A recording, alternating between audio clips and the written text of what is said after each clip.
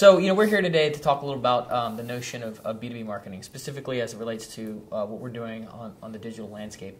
And I'd love to understand from your perspective, and especially as this organization has grown over the years, what are the challenges and the topics that most folks at the C level or the senior VP level are tackling in the marketing role within B2B? What's on their plate?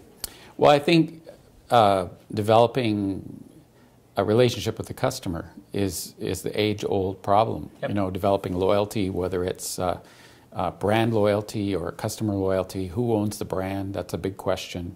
Who does own the brand? Well, the brand is really, it's something that resides in the hearts and minds of the customer, I believe. So we own the brand. The customers own the brand. Exactly. I think so. It's a shift, right? It's a big shift. And that's a big statement, but I love it. Yeah. So it's mind share.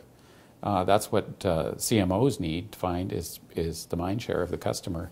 And there's a lot of things that are happening in branding today, and you see it here even at the C-suite conference, is gamification, giving badges and rewards for engagement online, and that can be kind of a false sense of security for some companies. So let's pick one. Let's Sure. pick the industry of airlines, airline industries for travel. That can be B2B as well, because the airlines have to get business travelers on board and they want corporate clients.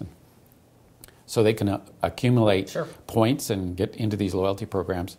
But sometimes that loyalty that we have as customers can be misconstrued as loyalty just because we have a lot of points and we accumulate those. Sometimes we do it out of the kind of the challenge to change suppliers.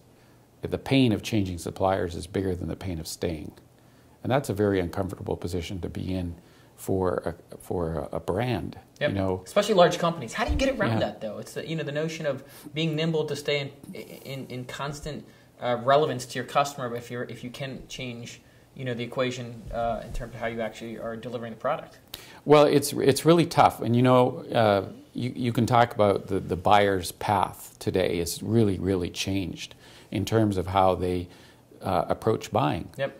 And so I think a lot of companies are out of sync with that because they're going with older methods of developing, going through lead gen and going through the whole process of looking for customers and responding to RFPs by the time it's really too late. Because buyers today are more sophisticated and they Yep. know a lot more and they do a lot of research before they actually even work with the supplier.